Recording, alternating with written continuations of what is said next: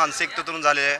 खरोखर DYSP हे विकले गेलेले आहेत आणि आज तुळजापूर तालुक्यामध्ये मोठमोठे क्रिमिनल एवढे मोठमोठे गुन्हेगार आहेत, त्यांच्यावर कारवाई नाही. आज जवळपास 2 महिन्या 4 महिन्यापूर्वी तुळजापूर तालुक्यामध्ये जवळपास 2-2, 3-3 अट्रॉसिटी झाली. ते अजून आरोपी अटक नाहीत. DYSP विकले गेलेले आहेत, सुपारे घेतात, राजकीय लोकांच्या हात मिळवणी करतात, म्हणून हे कारवाई झालेली आहे. आमची अशी या माध्यमातून मागणी आहे की DYSPची लवकरात लवकर बदली करून हे झालेले तडीपार हे तडीपार मुळात खोटाच आहे. कारण बनाव केलेला आहे, पोलिसांनी बनाव करून हा प्रकार केलेला आहे. याचा आम्ही निषेध करतो आणि येणाऱ्या काळात मातंग समाज हे जे सत्ताधारी पक्षांनी जे काय कारनामे केलेत त्यांना जागा दाखवल्याशिवाय मातंग समाज राहणार नाही. सकल मातंग समाजाच्या वतीने या ठिकाणी आज मी असं ठणकावून सांगतो.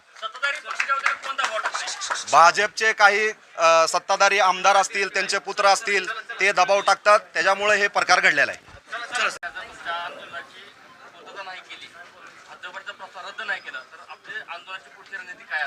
या ठिकाणी मातंग समाजाच्या स्टाईलनं आपल्याला उत्तर मिळेल आणि मातंग समाजाच्या वतीनं उग्र आंदोलन तुम्हाला पाहायला मिळेल. हा फक्त धाराशिव जिल्ह्यापुरतं नाही आहे, तर संपूर्ण राज्यामध्ये मातंग समाज, सकल मातंग समाज असतील, विविध संघटना असेल, आपापल्या स्टाईलमध्ये, आपापल्या तालुक्यामध्ये, आपापल्या जिल्ह्यामध्ये हा उद्रेक तुम्हाला पाहायला मिळेल. कशामुळे झाला हा प्रकार? राजकीय दोषातून झालेला आहे. कचरू संघटने शहापूर जिल्हा परिषद गट SC पडला असताना त्या ठिकाणी निवडणूक लढवली. का निवडणूक लढवली म्हणून काही राजकीय लोकांनी स्टंटबाजी करून मातंग समाजाचा एक युवक आज राजकारणामध्ये उभा राहतोय. तो